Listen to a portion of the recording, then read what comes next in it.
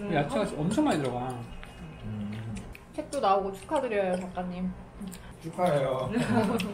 두 번째. 이번엔 몇 권 사줄 거야? 애호가들 한 3-4권 샀잖아. 4-4권인지 3-4권인지. 문학책 많이 샀죠? 한마큼 하나 샀어요. 하나 샀어요? 안 되겠네. 나처럼 의지력도 없고 어떤 그런 성실함, 뭐 집중력, 자제력이 바닥인 사람들도 이렇게 할 수 있었던 그 이유. 끈기 없는 사람도 할 수 있어. 바로 이것만 있다면. 그거 뭐예요?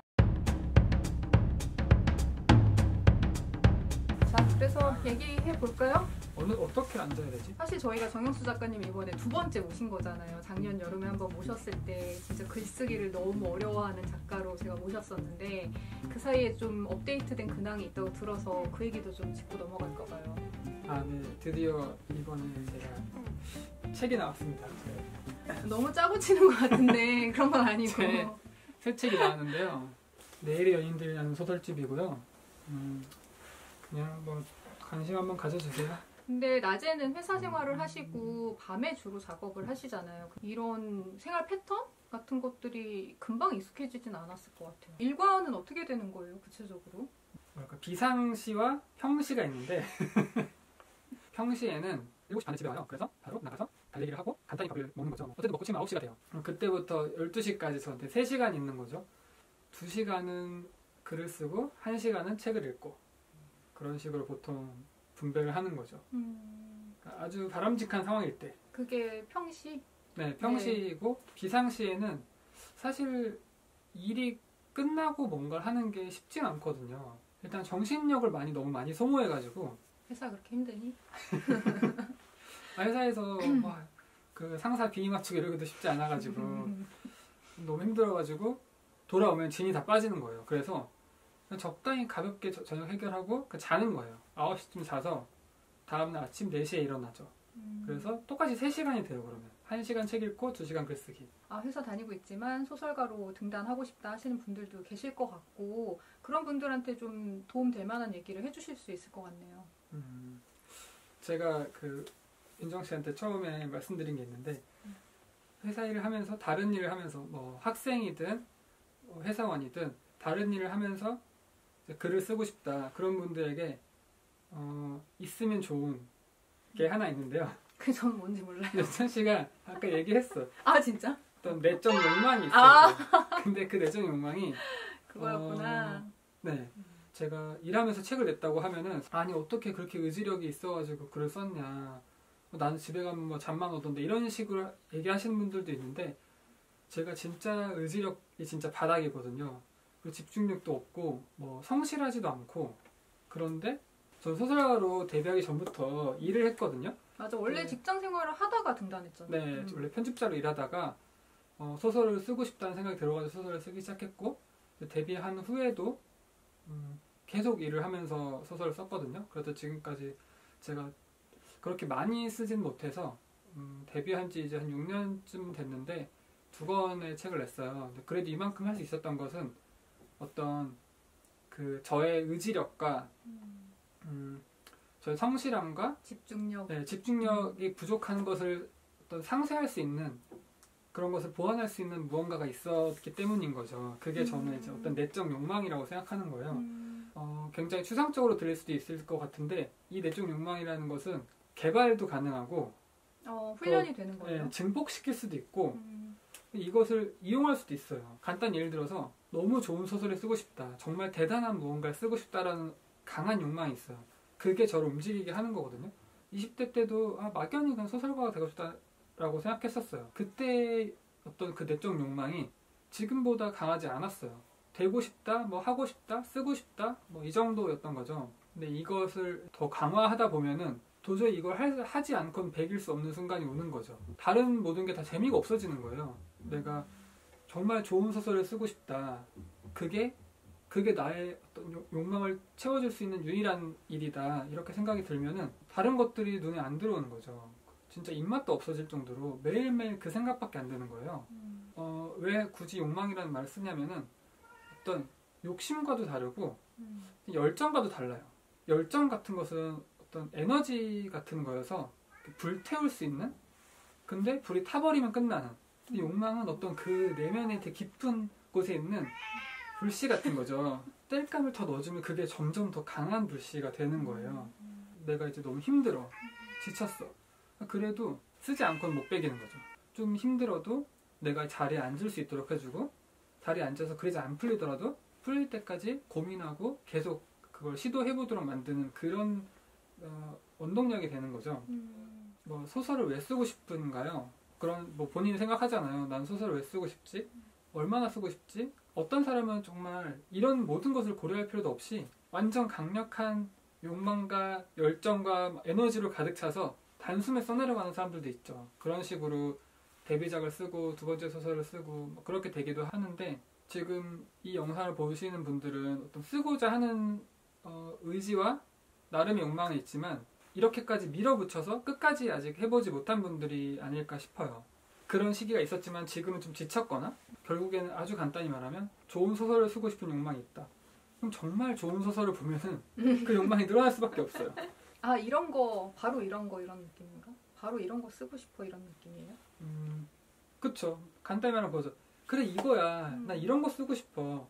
그런데 단순히 책을 좋아하고 소설을 좋아해요. 그래서 소설을 많이 읽는다고 그런 느낌이 들진 않아요. 엄청나게 강렬하게 나한테 다가오지 않는 소설들을 계속 읽다 보면은 약간 그 마음이 사라질 수도 있거든요. 그래서 저는 일부러 제가 막 저는 욕망을 막 깨우고 싶을 만큼 그게 좀 약간 적은 편은 아닌 것 같아요.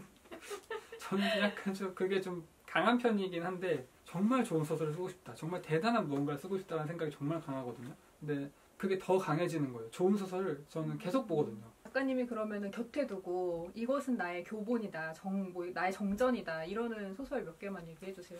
그것은 공개할 수 없어요. 네, 그것은 어떤 나를 너무 드러내는 일이기 때문에 공개하기 어렵고, 늘 어떤 영감을 이오고 그런 욕망이 타오르게 만드는 작가들이 있고, 작품도 이 작가를 엄청 좋아하지 않아도, 이 작가의 작품을 다 이렇게 파헤쳐 읽지 않아도 그 작품만으로 엄청 좋아하는 작품도 있어요. 계속 두고두고 읽는 그런 것들이 몇 권이 있고, 진짜 계속해서 읽어요. 계속해서 그냥 저희 집에 고양이가 있는데 너무 귀여워. 네, 지금 왔다 갔다 하고 있어요. 네. 그냥 침대에 누워가지고 몇 장만 읽어도 약간 뭐 느낌이 오는 거죠. 이거다. 내가 이래서 쓰려고 했지. 저는 특히 좋아하는 게 소설 얘기거든요.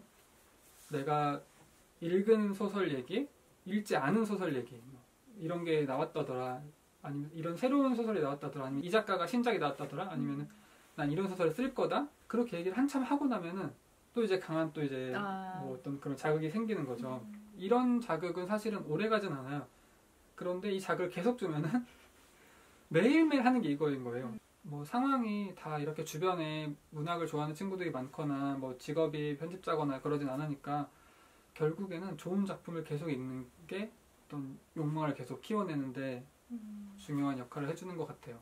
퇴근하고 계속 그 문학 작품에 자기를 노출시키는 거예요. 좋은 글에. 그런데 또 이렇게 주의해야 될 게 있어요. 이 욕망을 취급하는 주의사항, 부작용인가요? 아니면 네. 주의사항인가요? 이 욕망을 키우는 건 정말 위험한 것 같아요. 그래서 사실은 그런 생각도 해요. 제가 데뷔하기 전에는 그런 생각이 있었어요. 내가 너무 지금 강한 어떤 욕망에 사로잡혀 있는 거 아닌가? 그러니까 나 이거 하다가 안 되면 다른 삶을 살아야 되는데 이제 더 이상 이게 안 되게 된 거예요. 정말 내적 욕망이 나를 잠식한 거네. 네. 소설가가 안 되면 이제 남은 생을 어떻게 살지? 이 불길을 어떡하지? 약간 그런 생각이 들더라고요. 그러니까 적당히 해보고 안 됐을 때 물러날 만큼만 올 걸. 그런데 사실은 되게 양날의 검인 게, 그런 욕망이 없이는 올 수 있었을까요? 무언가를 하기가 어렵죠. 그런데 그런 욕망이 생겨버리면 물러날 수도 없어요. 그게 되게 딜레마인 것 같아요. 이것을 이루지 못했을 때 절망감도 너무 커지고 스스로를 망가뜨리게 될 수도 있고, 그리고 주변 사람들 너무 시샘하게 될 수도 있어요. 그런데 사실 그렇다고 적당하게 욕망 키우고 이럴 수는 사실 없죠. 저는 그래서 어쨌든 한다면 위험을 좀 무릅쓰고 갈 때까지 가봐야 되지 않나, 뭐 그런 생각을 해요. 그런 식으로 계속 그런 환경에 자기를 노출시키면서 내적 욕망을 키워나가고 그것을 결과물로 발현시키는 작업을 계속 하다 보면은 어떤 식으로든 결과가 나오지 않을까, 그런 생각이 듭니다. 그리고 살다 보면은 그런 식의 방금 말씀하신 내적 욕망이 나를 휘감고 어떻게 보면은 나를 제압할 정도의 무언가에 강력하게 영향을 받는 일이 그렇게 흔한 건 아니잖아요. 너무나 특별한 경우인 거죠. 제가 한동안, 이건 좀 요즘은 아니어서 말하자면은, 한동안 그 제발트의 아우스트리츠를 한두 페이지만 읽어도 명작이죠. 네, 정말 뭐랄까, 이것이 문학이 네, 내가 작가다. 진짜 문학 에너지가 날 감싼다. 지금 오라가 날 휘감는 느낌. 네, 그래서 되게 많이 이용했던 것 같아요. 제발트를. 네, 완독은 뭐 안 했고. 아 정말? 완독 안 했어. 그냥 와, 완독하지 않아도 된다고 합니다, 네. 여러분. 내용이 중간에 뭐 기억도 안 나요. 뭐 초반에 처음 몇 페이지 혼미한 읽다가, 책이긴 해요. 네. 처음 몇 페이지 읽다가 또 한 일주일 있다 다음에 또 몇 페이지 읽다가 다음에 또 하루 읽고. 그런데 한 번은 50페이지 한 번 읽은 적도 있어요. 근데 진짜 세상이 달라버리는 거예요. 기차 안에서였는데 플래그를 붙여가면서 읽는데 플래그가 막 한쪽에 막 3개가 넘을 때도 있고, 나를 감싸고 있는 이 3개가 다 어떤 문학의 기운으로 어떤 바뀐 느낌, 완전히 완전 생경해 보이는. 네. 그런 느낌을 어떻게 보면 되게 인시적으로 만들어낼 수 있는 거죠. 그거 한 번 더 읽으면 되는 거잖아요. 저는 심지어 아직 다 안 읽은 책을 앞부분 다시 읽어요. 아우스트리츠 내가 그 어떤 기운을 느꼈던 그 50페이지를 다시 읽는 거예요. 그러니까 그 작품의 뭐 서사나 구조나 뭐 캐릭터 이런 어떤 소설을 이루는 여러 가지 성분에 대한 게 아니라 아닌 거잖아요. 그 느낌이 왔다는 게. 네. 기운, 문학의 기운. 그럼 지금도 읽지 않은 채로 다른 책으로 넘어간 거네요? 그럼요. 그거 몇 년 전이죠. 아우스트리츠. 정말 딱 몇 년 발만 전이에요. 담갔, 네. 발을 진짜 깊이 담갔다가 빼는구나. 그래도 거의 여기까지 담갔어요. 많이 들어갔어요. 제발트 뭐 그 근처에는 또 무슨 작품이 있었어요? 필립 로스도 좋아하잖아요. 필립 로스는 제가 너무 좋아해가지고 너무 좋아해서 얘기 안 하려고. 아 근데 얘기 많이 하지 않았어요 여기저기서? 그 작가의 정말 뭐 거의 모든 작품을 다 좋아하고, 그러니까 필립 로스의 뭐랄까 이름으로 나온 어느 책의 어느 페이지에 어느 줄을 읽어도 또 자극을 주는 그런 작가죠. 또 한동안 굉장히 많이 읽었던 건 외젠 이오네스코의 외로운 남자. 외로운 남자 너무 좋죠. 네, 외로운 그것도 남자, 좀 충전용으로 많이 썼어요. 계속 읽고 또 읽고. 근데 외로운 남자야말로 정말 스토리랑 상관없이 아무데나 펼쳐서 진짜 아무 문장이나 봐도 느낌이 확 오죠. 네.